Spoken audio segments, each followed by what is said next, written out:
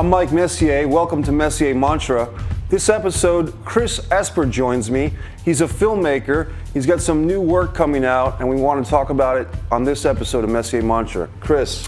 Mike, thanks for having me back on. Yeah, you actually have the tie for the most episodes in one day.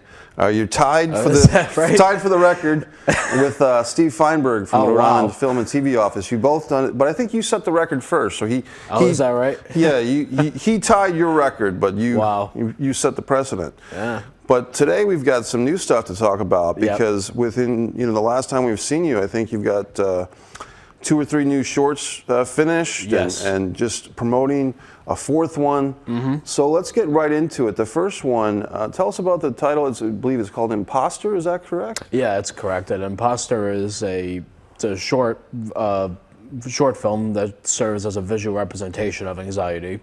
What it's like to have anxiety, and basically we follow a series of characters who, through this whole journey, silent film, basically we get this visual representation of what it's like to have anxiety through the eyes of these characters, and that's basically the basis of the film. And September 9th in Attleboro, Massachusetts, I believe the place is the Route 1 Cinema Pub. Yeah, that's correct. You're going to have a big blowout. Espermania is going to run wild. Yeah, Espermania is going to run wild that night. Yeah, I'll be showing Imposter along with 3 other short films I had directed. And the event really is for the cause of getting Imposter and my latest short film, Bent, to film festivals. We'll also be showing local short film trailers by friends of mine, fellow filmmakers, people whose work I've admired over the years, who has new work coming out. And so I'll be showing trailers for that as well. So if people anywhere near Attleboro, whether they're from Boston, Providence, south of either, come on up to Attleboro on September 9th. It's going to be fun. Yeah, it's going to be a fun night. It's going to be a lot of networking. There's going to be a lot of cool films. A cool night of supporting the arts. That's what it's all about. I think I'm even going to be there. You are going to be there, and you're going to be showing something. I'll be showing the Dalmatian 1-minute version. Yeah. So let's check out the trailer. It's about 1 minute and 40 seconds of this. This is an Imposter we're going to see first. Okay, great. Let's check out the Imposter trailer right here on Messier Mantra.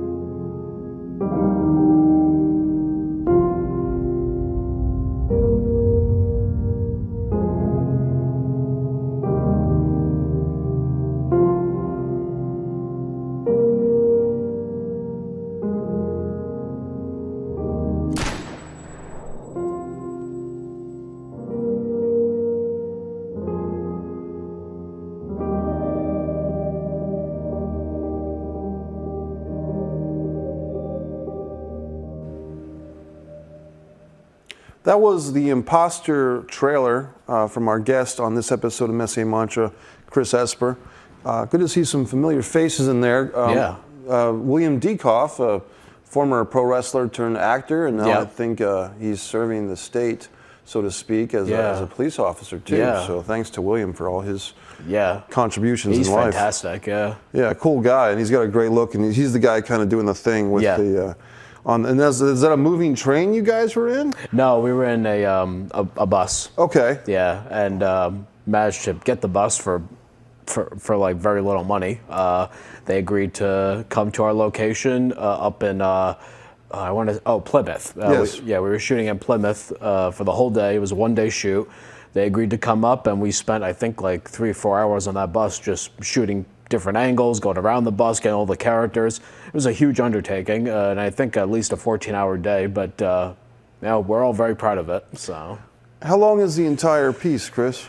Roughly 10 minutes in length, yeah. Yeah, I think it was Scott Larson, one of the critics, said something that he mentioned the note of the runtime and really. So these critics really love this piece, it seems. It's definitely been my best reviewed film to date, which is it's amazing. I mean, because with critics, you never really know what you're gonna, you never know what you're gonna get, and so.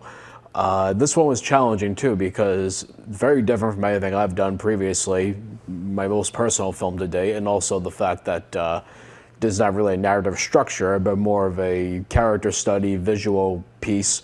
So, it had the potential to be seen as this artsy-fartsy type of thing, when really that's not what I was after. I was just after telling a story that I thought was the best way to tell it, and thankfully the critics have loved it so far. So. And then the next step is the September 9th screening, where people can see this and the other films. That's right.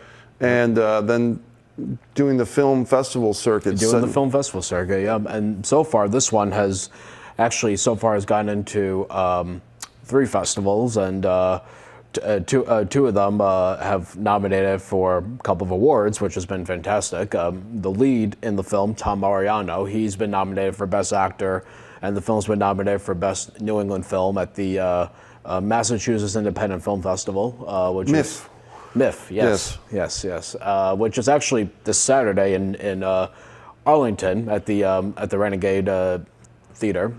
So that'll be its world premiere of sorts. Oh, great! Yeah. So this Saturday it's screening there, but I'm really been building it up for September 9th, and then this new festival out in Boston accepted it, called the Undue Divergent Film Awards. They've nominated Jamie Brady for Best Supporting Actress, and it got into the Sanford International Film Festival up in Maine. That happens in October. So yeah, this film has been getting a pretty decent run so far. For people that are uninformed about how they would, if they were to get to the point of making a film, and they haven't really done the film festival circuit, so to speak, how do you advise them to kind of look into getting their film into film festivals? I think first and foremost, the biggest thing is being objective about your film. I think that's the most important thing, is looking at your film as a viewer, not as this person that spent, a huge amount of time making this movie, but looking at it as a viewer and seeing, okay, what are the positive qualities here, A, and B, what kind of an audience does this appeal to? And so given those factors, you sort of, for me, I think it's about doing your research, right. Because there are so many festivals out there. I think, if I'm being frank, I think there's actually oversaturation of film festivals because there's so many out there, just like how there's an oversaturation of films being made today. But in any case, you definitely want to do your research, and seeing what kind of festival best fits your film. Because I've heard stories of filmmakers that submit to Sundance or Cannes and all the big ones without doing the proper research and understanding, do you even have a chance, A, and B, how many, the acceptance rate of each of those big festivals, the top tier ones. So what I like to do personally is see how it does in the small to mid-level festivals and sort of build my way up. And so that's what I would suggest, is going on Film Freeway, go on Without a Box, the great websites that have tons and tons of festivals. There's info about them as to what they like to see, what they're looking for, what their theme is. And I think taking those things into account, you can have success in the film festival circuit if you do your research and understand, okay, this is where my film should go, and also where should my film go without breaking the bank? Because because that's very important as well. There's articles in publications like Movie Maker magazine that 25 festivals worth the entry fee. Yeah. And actually a few local ones I think are on that list, including the Scene Festival in Providence, which they've been around for I think 10 years now, I want to say. Scene's been doing quite well on those lists, and also Rhode Island International Film Festival, which is, I think, just pushed 20, 25 years. Oh, Yep. So it's very exciting because on something like Film Freeway, you can find, and I got to the point, Chris, where I was so sick of losing money entering festivals. I started my own festival. Yeah, I know you did.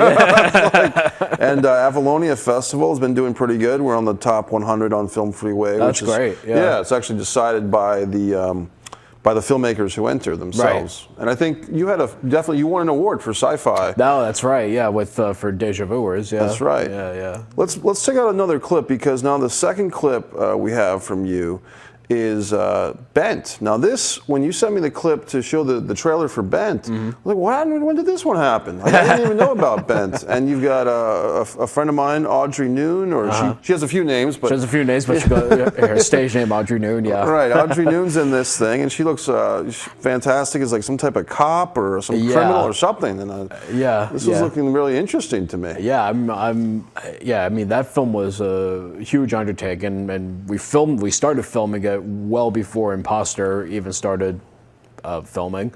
So, I mean, that script had been around, I think, a year prior to me taking it on. Chris Salvi had written the screenplay. He also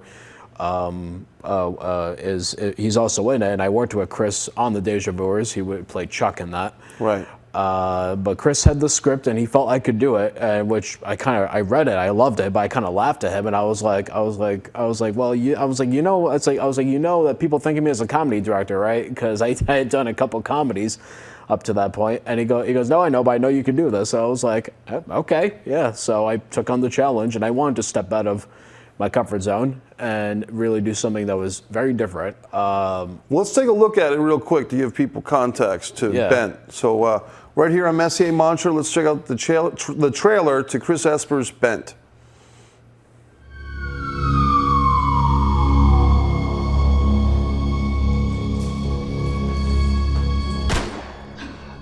Clear? What the hell? Oh my God! She planted the gun, stole drugs from the crime scene, gave them to Brooks to sell. So we take him in, we got evidence. Just get to Brenda to get Brooks.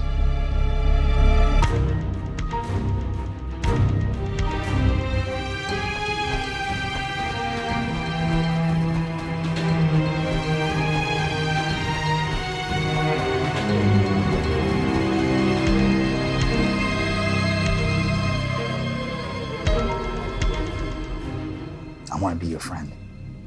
You want me to be your friend?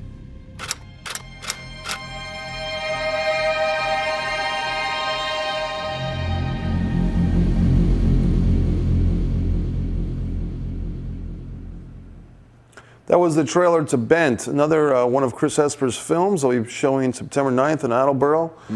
This Route 1 Attleboro Cinema Pub, it's a cool place. I've been there a couple of times. Yeah. So you can like order a big meal or an appetizer. Yeah, you can order a big meal, you can order a drink. Sure. Yeah, so yeah, it's a cool little place, and just it's comfortable too. They play independent films. They also play the big releases. And what's cool about them too is like, when you rent out the theater for, 2 hours, whatever, they give you free reign, which I've never seen that before from any other theater from which I've rented a space for. Right. They're not playing one of the big releases, so that I could come in, play my short films, and it's great, and they're so easy to work with, and they're cool people. It's just as a side note, it's good that a place like this is around and doing good business, because we see things like, the Cable Car Cinema in Providence, I think, just closed. Yep. And, hopefully the Avon Theater in Providence on Thayer Street remains open. Yeah, because that's a classic. And it's tough what do you think in general, Chris? Just to get off topic a little bit of things like Movie Pass or Netflix or all these choices, Amazon Prime, which I've just kind of discovering myself now with video. And people have been talking about this for 30 or 40 years with the VCR and then the DVD player. But what do you think? Are people going to keep going to actual movies in public settings and pay their 10 or 20 bucks to see a movie in the theater? Or where do you think that's headed? I certainly hope so, because me personally, that's how I prefer watching movies, is on a big screen. There's certainly a degree of nostalgia that I think will keep cinemas around. On the other hand, there is the convenience factor. Not having to pay $10, $20 to watch a movie elsewhere, and then also Not to mention, dinner, making dinner plans, before, afterwards, and also driving there, so they have the gas money on top of that. Sure. So yeah, there's a lot of factors that certainly play into just seeing a movie for an evening, but at the same time, I love Netflix. I love, I stream all the time. I've discovered new movies I would have otherwise have never seen. On the other hand, though, I do think that just like how people go to see plays, on Broadway, or they go to a library to take out a book, I think that cinemas will have that same sort of attraction, and that's one thing I miss about video stores is the community. Sure. That's involved with that. And actually, one of the things I have been working on for the past couple of years is a documentary about video stores. I started filming a couple of shops. There's one in Massachusetts called the Video Underground. They're in Jamaica Plain. Then I did one in Connecticut called Best Video. And they not only rent out DVDs, VHS, all that, but they also have film screenings at both places. They serve coffee, and so there's a community involvement with both places, which is great to see, because that's what the video stores I grew up with, that's what they were like. It was a community effort, where you would talk to the clerk who had knowledge about something, or you would find a fellow customer looking at something and be like, oh, I wanted to see that movie, and you start talking about it, and that's Sally. That's slowly going away. We're all kind of nostalgic for that Quentin Tarantino character in our own neighborhood, who's the kind of shifty-looking guy who knows all about the latest films. And so these two places you just mentioned are still in business. They're still in business. Yeah, that's fantastic. Best Video. The cool thing about them is they operate as a nonprofit with money donated from the town to keep them open. And they have music shows and they do all these great things. And then Video Underground, they moved from different locations, but they're still thriving in Jamaica Plain. So it's always great to see. You talk about community, and one thing, I think you also mentioned theater a little bit. You and I were both kind of involved to different levels with the Play on the Day in Natick this past couple of years, and that was fun, wasn't it? That was fun, because it... for people that know about the 48-hour film festival, it sort of operates in that way, where you have a certain amount of time to, produce, direct, write a play, and then put it on later that night. And I think that was a fun challenge. I had never directed theater before prior to that, so it was fun. And then also seeing people come out for this, right? That was huge. Like, I didn't know what the turnout would be, but I was amazed that the turnout was pretty decent, actually.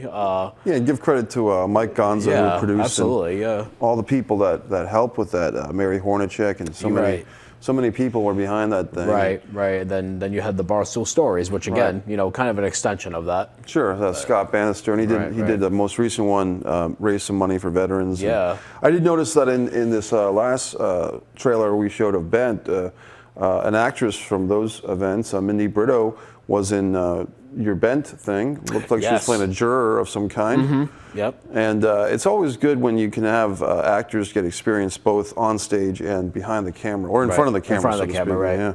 So now, in addition to Bent, which is about 20 minutes, and in addition to Imposter, which is about 10, there's an award-winning film that you've done. It's won several awards. Yep. The Deja Vuers. Yep. And this one I really like. I believe did win the Sci-Fi Award at the Avalonia Festival too. Yep. And a good friend of mine, Christy Devine. Yep. And this is kind of a cool piece because it really does defy genre. I mean, it's dramatic, it's comedic, romantic, and sci-fi, and I kind of dug it. So let's talk about that a little bit and then show the trailer. Sure. Deja Vuers was a script that was written by Jason Allen, who's out of Tennessee, and I actually purchased the script. I purchased the option, the rights, basically, to get it made.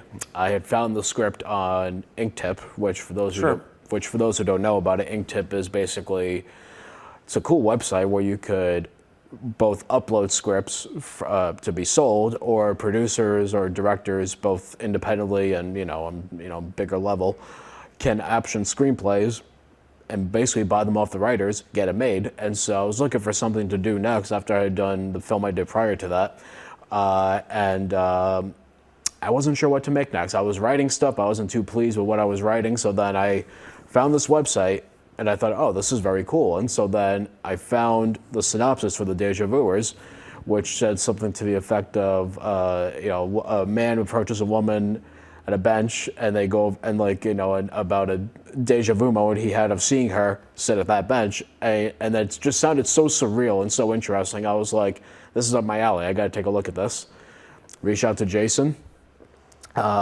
He sent me the script. I read it, and I was just like, whoa, this is like the most bizarre thing. Sure. But it's hysterical, and there's something about it that's really intriguing, and so I knew I had to do it. And then on top of that, which was small world moment, Jason had written a film that I was editing at the time for a local filmmaker, Raouf Zaki. He had done a film called Beyond the Grid. And Jason wrote that script. I had no idea. And I looked on his filmography and all his credits. I saw Beyond the Grid, and I was like, oh, okay. Right. So it was just kind of it was a cool small world moment, because I was editing this film at the same time I was reading the script. And I thought, well, I like the writing in that film, and I like this, so there's no reason why I couldn't do this. And he liked what I had. He liked the work I was doing, and so he agreed to let me make it. And so I bought the script from him. And then I think later that year we made the movie. 2-day shoot. It was also in Attleboro. It was at Capron Park, and it did very well. I mean, it played in I think 26 festivals and won like 7 awards, something like that. Let's check out the trailer for it. Let's check out the trailer for the Deja Vuers right here on Messier Mantra. Have you ever had one of those deja vu moments? I had a dream last night, and you were in it, and you were sitting right here on this bench. Except you weren't eating a sandwich. Now you had a fruit cocktail with you. I never eat fruit cocktail, but today perhaps you should keep your deja vus to yourself.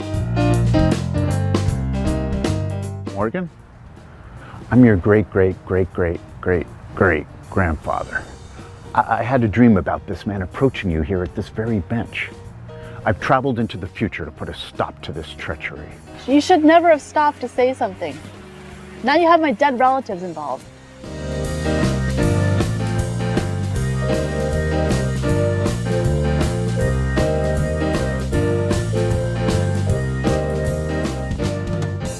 Chris, who plays the grandfather, the great-great-great-great-grandfather? Who plays that was Craig Capone. He's an actor out of Maine, consummate professional. Yeah. He's fantastic. Have you ever filmed anything in Maine or New Hampshire? Have you ever gone like kind of out of state to film stuff? Or? For a movie, no, but I've done video shoots in both states, like weddings, things like that. Yeah. Yeah. It's interesting. New England is a pretty interesting area because you can get a lot of stuff done. I mean, there's 5.5 states in New England? Something like that, yeah. And you can kind of, but even the state of Rhode Island and, Massachusetts actually is there's water, there's all types of stuff going on that you can get different looks, you know. Yeah, oh, no, you're absolutely right. I mean, you go to Massachusetts, you get like the city kind of look, like especially with Boston. Because Boston often does double for New York in a lot of movies. I'm finding out these days. Then of course you get like the countryside look with Rhode Island or New Hampshire, Maine. So there's definitely a lot of variety there in terms of looks. You talked about going back to the first film we looked at today. Imposter anxiety is an issue, and I know that with a work from years ago you did, Still Life, where it was kind of like the ability of an artist to accept criticism or not. Or sometimes you have to kind of block out criticism and just do your own thing. Sure. Yeah. So some of these issues that you're taking on, I like because they are a side of humanity that maybe gets discussed on talk radio or talk shows, but people don't necessarily make films about them, narrative films especially. Sure. Sometimes a lot of films might be about romance or lost love or violence or whatever. But these kind of human aspects of the human condition, you're making films that not a lot of people are making films about. Do you want to talk about some of those issues? Yeah, sure. I mean, I've always believed in the saying, "Write what you know." It's a cliche thing, but it's absolutely true. And I believe the same thing for directors. And for me personally, I find it much easier to write or direct, films about stuff that is close to my heart, be it about anxiety or be it about being an artist, or in the case of the next clip we're going to see, about dating done in a comedic way. No matter the genre, for me, I like to, I guess, express myself in a way that through the visual medium, I could have done so with painting or with writing or, with other type of artistic endeavor. But film just happened to be the one that stuck out for me because, I guess because for me, movies are the type of art form where it combines almost everything, from the art of acting, the art of photography, and writing, music, and etc. So I think that's why always found it to be the most fascinating art form that's out there, and I think that's why I'm the most attracted to that of anything really. But I suppose the reason I choose these issues is because, again, it's just something that I know about, and I think that some of the best films I've seen and some of my favorites are the types of films that are personal, that are trying to say something, and also done in a very different way. Anxiety is an interesting topic because I think a lot of people live with anxiety, but no two people are going to experience anxiety the same. Exactly. For what causes me anxiety, I can put it into a humorous context. Mm-hmm. Like I can go to a public men's room and get anxious about a million things in 2 seconds. Sure. Why is this guy standing so close to me? Sure. Why isn't this door locking? Yeah. What's going on in here? Yeah. I can get really worked up about something, but within a minute or two, I can laugh about it. I Sure. can come up with a comedic riff, even if for my own entertainment, or talk to someone on the phone, or do a YouTube video where I laugh about this stuff. Mm-hmm. But for some people, it's so much more troubling. What I've had, I even have friends that they don't talk about it much because talking about it can even make it worse. Yeah. And they have these thoughts about cleanliness, or who's going to do the driving, or what station will the radio be on. Mm-hmm. And it's amazing the human condition with the mind and what happens to some folks, and it's you can't really explain it, but perhaps creating these films that give a feeling of it is mm-hmm. what you're doing here. Yeah, that's exactly it. And that's actually the reason why I chose to make it a silent film, was because it's because people with anxiety, depression, what have you, suffer in silence. Right. A lot of the time. And so that was sort of an allegory for that. And also the fact that, those that are suffering in silence, they never talk about it. And we also live in a society where a very closed-off society where if someone just says, "Hi, how are you? How you doing?" How often do you hear, "I'm not doing so well today"? You always hear, "Oh, pretty good. How are you?" And it just, your day sort of just goes on, and that's it.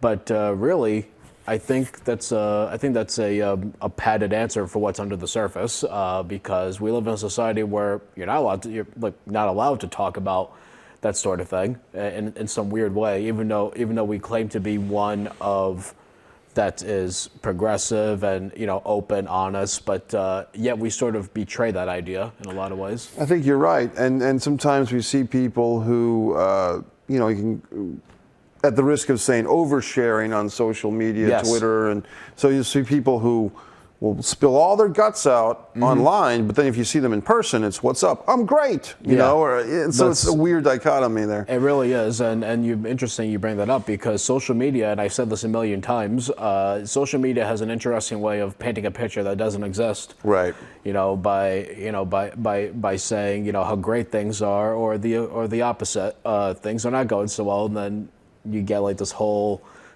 paragraph on Facebook of why things are going so poorly, and like at the same time you feel sorry for the person, but then on the other hand, you also feel like, okay, well, do you really have to air out your dirty laundry online? Why can't you just like talk to somebody, Right. a friend, family member? So yeah, there is an interesting dichotomy there with that. And if you're using social media to promote films or promote any type of business, mm-hmm.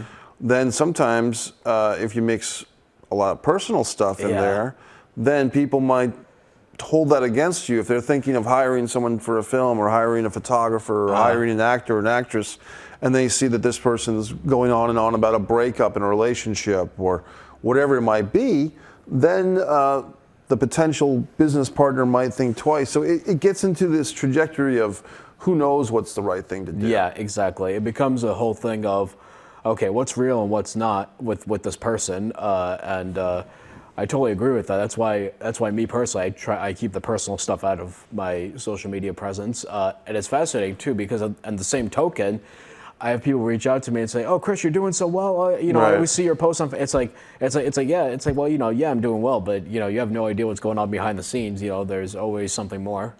Right, and it's tough. And then you hear things about people who are depressed, and then they put some last-minute post on social media as a call to help, and people either did or didn't realize it. I mean, it really is a world that changes almost monthly, if not daily. Right. Then there's the other side of it. Oh, he seems so happy. It's like, well, how do you know that? It's like, you know, like people don't talk about it. And talking about relationships, we want to get in Undatement Center, which is another short film that we'll be playing on September 9th at the Route 1 Attleboro Cinema Pub. And this one's a lot of fun. This one you did, and it's I've seen it a few times. And why don't you tell us about it? Sure. Undatement Center is a film that I wrote and directed, and essentially it involves a story about the world of dating that supposedly could go that way, or we already are there. Who's to say? But basically, it deals with the idea of dating being like a job interview, where one has to have a resume in order to get ahead in the world of dating. And really, it came from my own personal experiences of going out on dates and meeting different women, and each one was always a different experience. And you know, you meet all kinds of characters, especially online dating, where it really does feel like a job interview of sorts. You know, I've been asked how much I make in a year. I've been asked on a date where I see myself in 5 years, which is something I actually use in the film. And so I kind of took that and wanted to satirize it, but also try to say somewhat that what I wanted to say really was that we're losing human connection. With the, it's like, again, it goes back to convenience, and it goes back to all these things at our fingertips.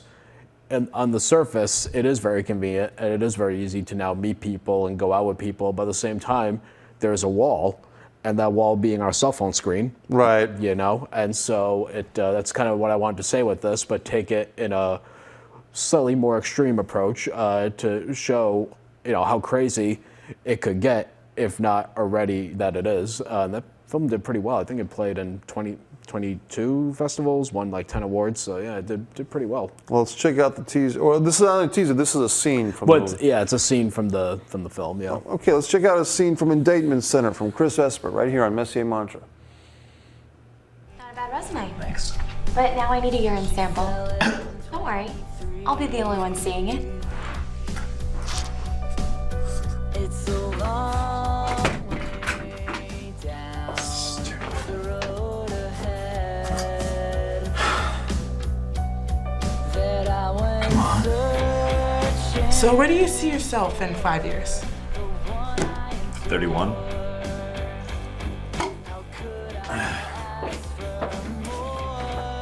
Do you have any criminal history? I mean, allegedly. Whoa, what's going on here? I got what you wanted.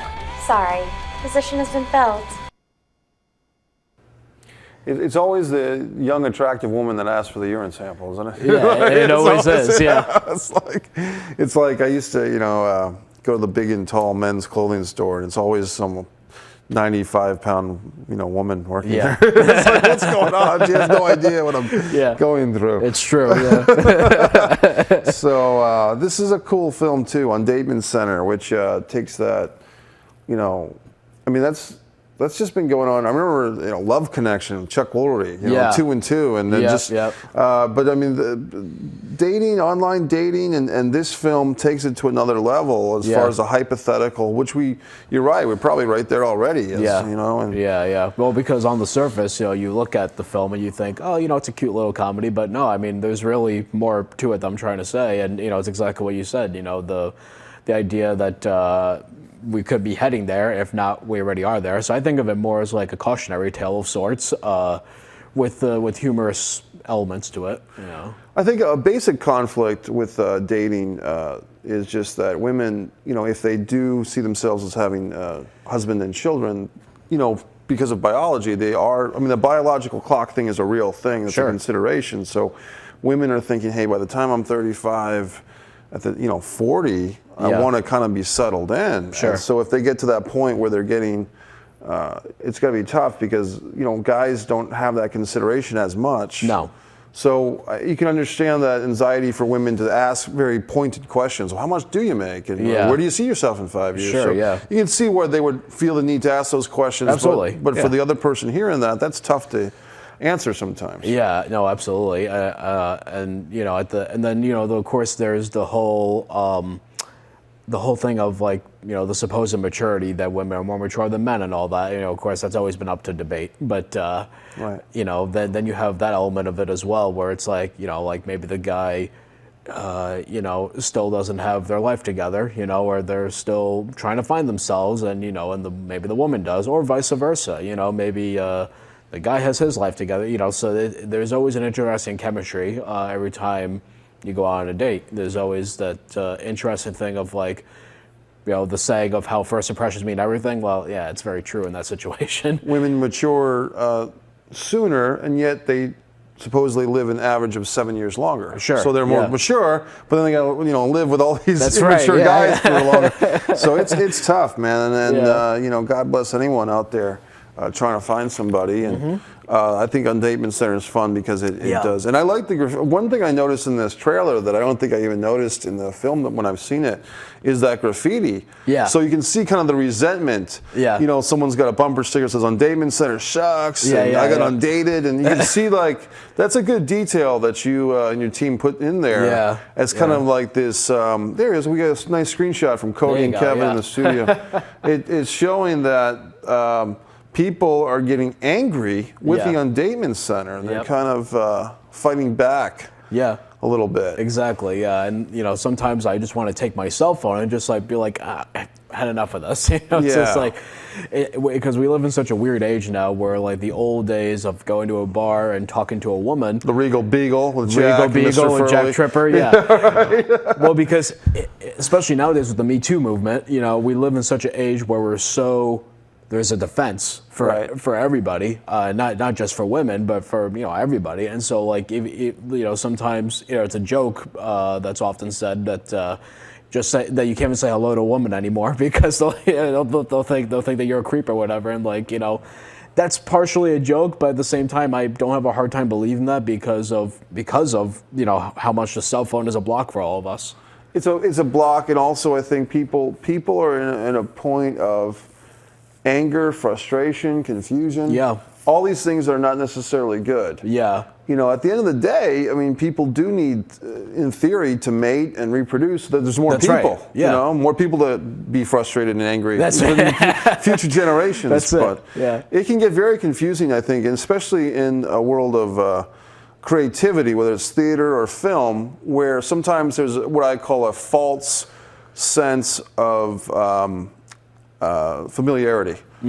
People hug on film sets or in theater sets, when people at normal 9 to 5 office jobs, you don't go in and, oh my God, it's so great to see you. Sure. But people are kind of overly dramatic with their appreciation for each other, and I think sometimes things like that create an environment of mixed signals and confusion.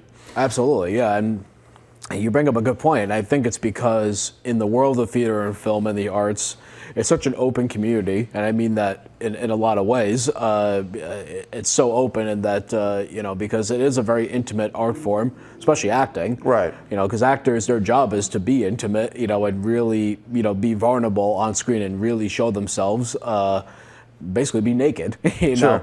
And so I can understand that, but no, you're absolutely right. And it also goes back to the whole idea of left brain versus right brain. And it's with right brain people being very creative, very open, and very free spirited, and left brain people very analytical. So with a 9 to 5 job in a business office, let's say, it's a lot of formalities, as you mentioned. So yeah, I mean, you seem like movies from the '80s, where the office Christmas party. That's when the copier breaks out and all types of hijinks. Sure. But now maybe, and society is always changing, which is good. And so definitely don't want people harassed or bothered.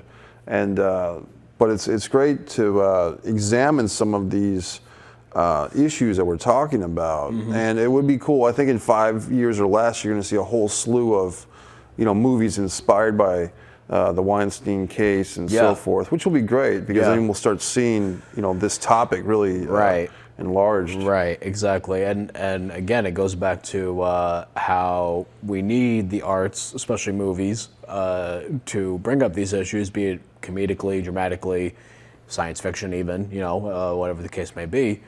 Because no matter the genre, you're commentating on something of society, and that's why movies are so great. I think one thing I like about seeing the big movie theaters, a lot of them are doing special events now. It's kind of a Fathom special events where they have like the Met Opera, or they have all types of wonderful things, or reissues of something like Jaws, for instance. And just do you ever engage in that as a fan? Yeah, lots of times. Yeah, I mean, I saw the 75 millimeter print of Close Encounters last year when it was released, and that was an amazing experience because I've seen the film on television plenty of times, but seeing on a big screen as it was meant to be seen and the way it was shot, especially. Beautifully photographed and all that. So yeah, I love going to the theater for even a reissue of a movie or some type of event. What are some of the films that influence you when you're coming up as a young guy? Like films that you watched on in the theater or even on TV. Were there films or TV series that influenced you or really got you hooked? Or what were just some things that you enjoyed as a fan? Sure. Well, as a little kid, it was mostly comedies and science fiction. Like Ghostbusters was like the first movie that really made a huge impact on me as a 10-year-old. As I mentioned before, and I also enjoyed comedies like Mrs. Doubtfire, even and pretty much anything Robin Williams did, I always liked. And let's see. Then as I got older and became more of a, film fanatic, Raging Bull was the movie that made me want to make movies, for one. Rocky always inspired me as well, not just the story itself, but also the story how it got made as well. So yeah, Raging Bull, like anything by Scorsese actually, because I think he's great. Hitchcock was a huge inspiration. Kubrick. Cinema Paradiso is another great one. Yeah, so like pretty much like a whole collective of different directors. Truffaut as well. Truffaut's another great director who I've always admired. Yeah. And talking about, you just named some real all-stars and heavyweights right there. And talking about the Rocky films. Did you keep up with all the sequels and everything? I did, yeah. There's some that are really strong and others that are they're not so strong. Right. But like I did like the recent one, Creed. That I thought was actually probably the best film of the series. One of the best. I don't know if you really call it a sequel, really. Sort of, it's a series. I think it was a sequel. It had the Rocky character, and Creed is Creed's son. So. True. Yeah. So I would say that was probably my favorite sequel of the series, along with Rocky Balboa. I like Rocky 2. 3 is a lot of fun, right. And 5 is good for what it is. I think it gets too much hate, personally. Yeah, I think it came at a time when maybe people weren't really needing so much a Rocky film, and it was such a darker film in many ways. It was, and plus, then it built up to a lot. It really didn't result in much, but I actually think it's a decent. People think I'm nuts for this, but I think 4 is probably my least favorite. Okay. It's fun. It's a fun movie, but in terms of story, it's just kind of a bit heavy-handed with the Cold War stuff. And I also found the movie to be like an hour-and-a-half music video, if anything else. With the training and the steroids injection, and Dolph is the Russian. It's a fun movie. I love to watch it, but I think number 1 and Creed and Balboa are the strongest ones. Did you ever see the edited the the shot that was taken out, or the scene that was taken out of Drago at the end of Rocky IV. They shot a scene, but they didn't put it into the movie. They thought better of it. But Drago, in a state of depression after he loses the big fight to Rocky in Russia, goes into a Russian bar, and all the locals are in there. And they're all kind of smirking and laughing at Drago. So then he pulls out a big machine gun and shoots everybody out. I've never seen that scene. It's on YouTube. Is it really? Yeah, you can find it. Yeah, I gotta look this up. So his whole shtick with Rocky and him at the end of the big fight, where they kind of seem to have reached a peaceful accord or whatever. Yeah. It's kind of like, wait a minute, why did they even shoot this scene? Because it shows Drago losing his mind and shooting everybody. So it was a uncut, but I guess in one of the reissues on DVD, they sent it out and somebody put it on YouTube, and I couldn't believe it. But it was just. I heard of that scene. I didn't think it actually got filmed. That's crazy. Yeah, it got filmed. And I kind of like Rocky Balboa. And he also mentioned, I mean, because I know, being your friend and everything, and on social media, you've mentioned, the untimely passing of Robin Williams. Not to end on a sour note, but I mean, to celebrate his life. What were some of your other favorite appearances of him or star turns? 1 Hour Photo, I think, is his best movie. Okay, then it was dramatic and dark. Yeah. 1 Hour Photo comes to mind, and one that he did that was relatively unknown. Not so much anymore since his passing, but Moscow on the Hudson. I think. He had a beautiful co-star. No, fantastic. I'm trying to remember her name. Maria Alonso. Oh, I can't remember her last name, but yeah, gorgeous Italian woman. Yeah, she was gorgeous. That was directed by Paul Mazursky. He's a great director in his own right. He plays a defector, a Russian defector. Yeah, Russian defector. He's a musician. Oh, yeah, it's a beautiful, probably his first great performance, along with, Garp was pretty good too. And I'm glad you said World According to Garp. Yeah. Because what a powerful movie that is, that I think a lot of people overlook. You've even got a transgender character. That's right. Which was John Lithgow. John Lithgow. Yeah, that was ahead of its time. 30 or 40 years ahead of its time. Unbelievable. Yeah. I know, it was unbelievable. Yeah, that movie's really good. Of course, Good Morning Vietnam, everybody mentions. Good Will Hunting, which you won the Oscar for and all that. Dead Poets Society, those are good. I mean, my favorites are always like the ones that don't get as much attention just because he was so strong in those. Sure. Of course, I do love his comedies. I mean, Mrs. Doubtfare I mentioned. I love... to do Hooked with Dustin Hoffman. Hook is fun. Of course, he's brilliant in Aladdin. As a genie. What's the other one he did? There's a bunch that he did. I even like Bicentennial Man, which didn't get a lot of love. I don't think I've seen that one. Yeah, he plays like an android robot. Did he and Billy Crystal do Father's Day Father's together? Day, yeah. That one's okay. Yeah, that one's all right. You know what? Popeye's even good. What was a lot of fun was back in the day, you can probably find clips of this, is him, Whoopi Goldberg, and Billy Crystal were always the co-hosts of Comic Relief. Back when we cared about the homeless. Now we just Google away. But back when they used to do these tributes. We've come to pretty much the end of the show, Chris, but I mean, I always... the mantra. Do you have a new mantra for us, the Chris Esper mantra? Anything you want to share as a thought or an expression? Besides, go September 9th to the Attleboro. I think I plugged you about 10 times. You did, yeah. So we definitely want you to get out there. But I guess my mantra would be, actually, the mantra I want to share is actually the quote that's used in the beginning of Imposter, which is something to the effect of how the worst place you could be is in your own head. And so I use that to remind myself all the time to not get stuck in my own thoughts in my own head, because that's all they are. It's just thoughts. It's vapor.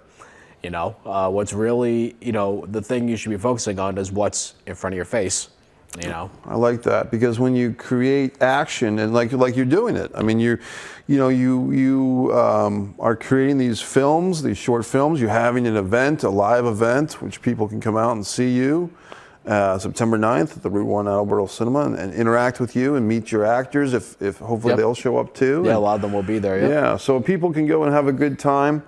And now you're kind of in a writing mode as far as right now. You're just writing mode as far as new projects, right? Yeah, there's a couple new projects in the works. A couple of them are shorts, but I've been focusing primarily on features these days. I have a feature-length animated script that I co-wrote with a buddy of mine. That one is pretty much almost done. Right now we're just making little adjustments to the script. And then from there, we are going to be pitching it you know, with the hopes of getting it made. I mean, it's very complicated to do animations, so, you know, you could hope for the best. Well, you know? Chris, we're going to leave that for the next episode when we have you back, buddy. Thanks so much. We'll see you September 9th. Yeah. Thanks for our guest, Chris Esper, for sharing his work on this episode of Messier Mantra.